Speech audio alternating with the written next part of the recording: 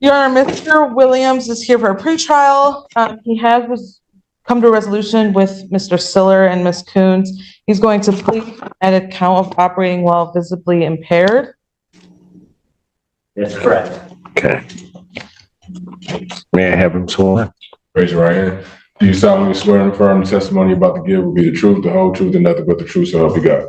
State your name. Martell Williams. Sir, it is this court's understanding you're going to plead guilty to the charge of operating while visibly impaired. That is a misdemeanor. It is punishable by up to 93 days in jail, up to a $300 fine plus court cost. The court could order any rehabilitative services or community service the court deems necessary. Court could also order your vehicle immobilized. Court could also order you to pay the cost of the prosecution as well as the cost of any emergency governmental services. You understand all of that? Understand. Understanding that, still wish to plead guilty? Yes. May 25th, 2023, at the location of Michigan Avenue, Pittsfield Township, Washtenaw County, State of Michigan. Were you operating a motor vehicle? Yes. Prior to operating that motor vehicle, did you consume intoxicating liquor? Yes. What'd you have and how much? I had like a beer and a half the night before and like a 12-ounce when I woke up. Okay. Were you stopped by the police or was there an accident? No, I was just pulling over because of the construction that they had. So when I was sitting there, the police just came up and was asking me what was going on. Okay. You're not disputing the right of the police to stop you in this instance? Okay. Were you ultimately arrested? Yes. Were you taken to the hospital? Hospital, yes. Okay. Was there a blood draw?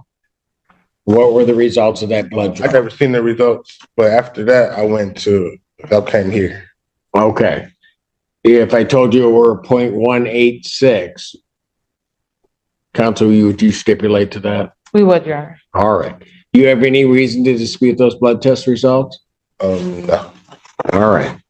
Taking everything into consideration on that date and at that time, do you believe that your ability to operate that motor vehicle was visibly impaired due to your consumption of alcohol? I don't think it was, but. Well. You don't want to plead guilty? Oh yeah, I do want to plead guilty, but I wasn't like drunk or nothing. But, you know.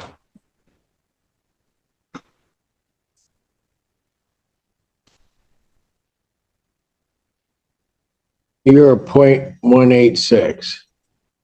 So you think that I don't know. you could, hold on a second. You were a 0.186. And so if you were operating that motor vehicle, you don't think others would have noticed that you were impaired? Well, probably, yes. Okay, so I'll ask the question. Coming from the police, yes, yes. Yeah, okay, so let me ask the question again. Taking everything into consideration, on that date and at that time, do you believe that your ability to operate that motor vehicle was visibly impaired due to your consumption of alcohol? Yes. All right. Counsel, have I complied with the court rule, or would it be proper to accept this defendant's plea? Yes, sir. Yes, Your Honor. Court will accept the defendant's plea of guilty to count 2. Count 1 is dismissed. Defendant is referred to Von Swartz for an alcohol screening and assessment and the victim's impact panel. I'm supposed to do that tomorrow at 1:00 over the phone. Where? On the phone at 1:00. What? The assessment.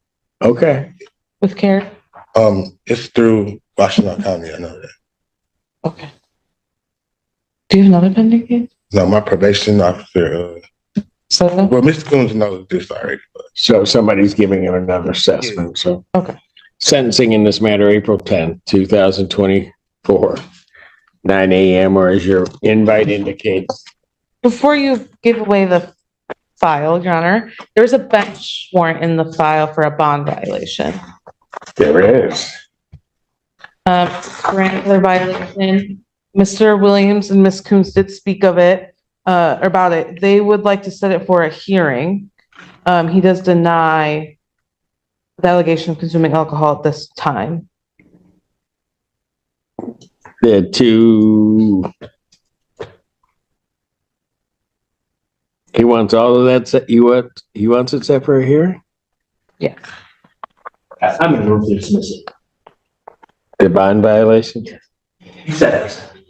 Yeah. Well, I'll tell you what.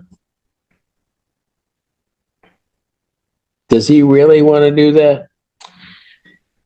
I don't want to get into it necessarily, but I mean, the level was very low. He thinks that there was another reason of Oh, boy. why it detected alcohol. It was Much like not being visibly impaired. a hair product. Yes. Cause when I got Oh, really? when I got released from jail on the 7th of last month, I got my hair. Okay, what kind of hair product?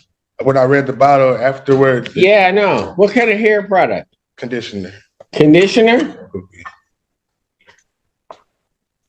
So that had alcohol in it. A lot of alcohol. Whatever. So hold on. It had a lot of alcohol in it. Is that what you're telling me? That's all it could be because they told me to Really? Okay. change my, So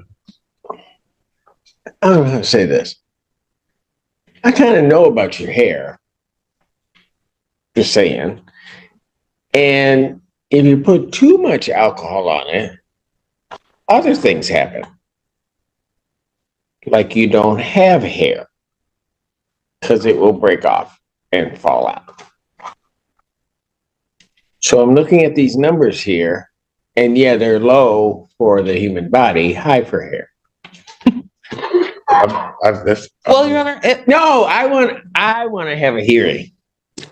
if you would like to, No. You've asked for one. I do. I'm just here. I am here to serve.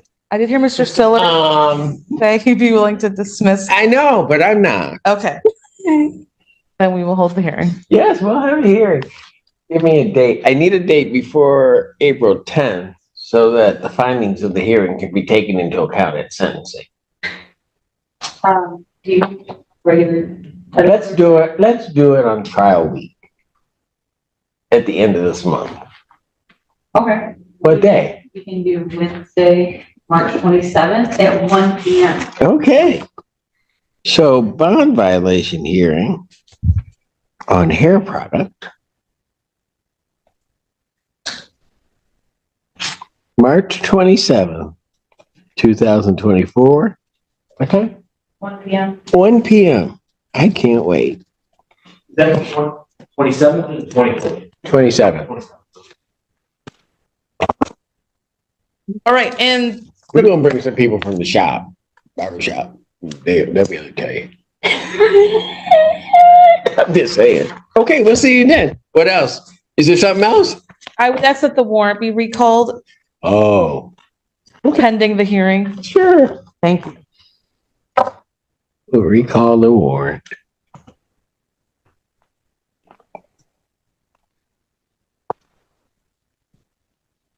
I got other cases. I'm good. So just curiosity, after the conditioner, did you put something else on your hair? It was. I mean, when I got out of jail, Okay, no, never I mind. got my Never hair- mind. We'll figure it out at the hearing. All All right. right, talk to you. All right, bye-bye.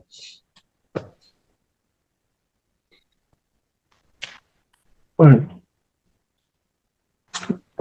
I know. I didn't expect it.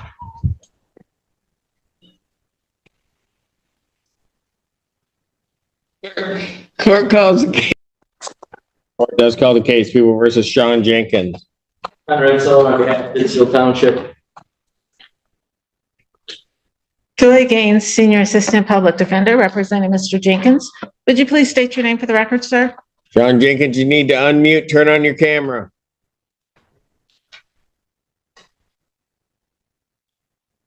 Hello? Turn on your camera. State your name. Yes, just a second. This is Sean Jenkins.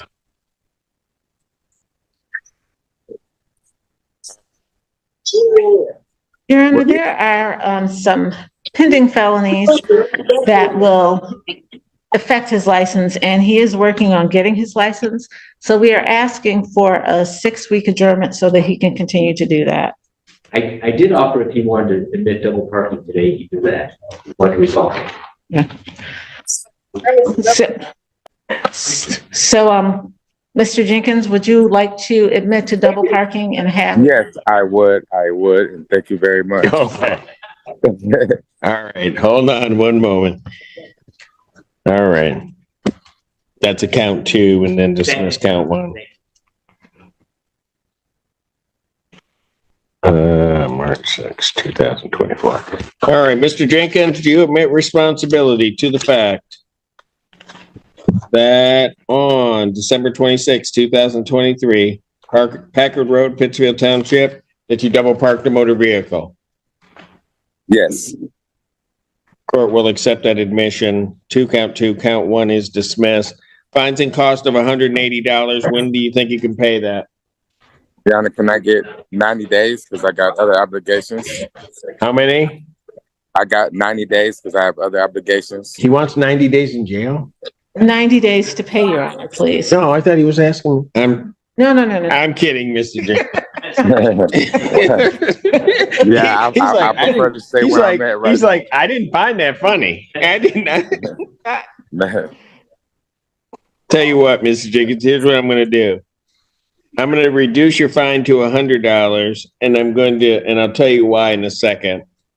And I'm going to give you to the end of May. I'll give you till May 31st to get that paid. Oh, thank you so much, Your Honor. Right? But I'm going to tell you why I'm reducing your fines and costs. Because the moment your case was called, you showed the court, even though you're on video, the respect of removing your hat before you began to address the court. That I'll Thank sit you, here Your and Honor. I'll hold people accountable for what they do that's wrong. But sometimes we don't tell people when they do the right thing. So I'm acknowledging that you did the right thing in what you did and showing the court respect. And so this is the only way that I can show my appreciation for that. All right, Mr. Jenkins? I definitely appreciate that, Your Honor. Thank you so much. Thank you. This courtroom session begins with Mr. Williams appearing for a pretrial hearing after reaching a plea agreement with the prosecution.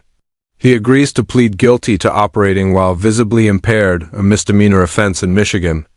The judge carefully explains the seriousness of the charge, including the possibility of jail time, fines, court costs, rehabilitation programs, and even vehicle immobilization.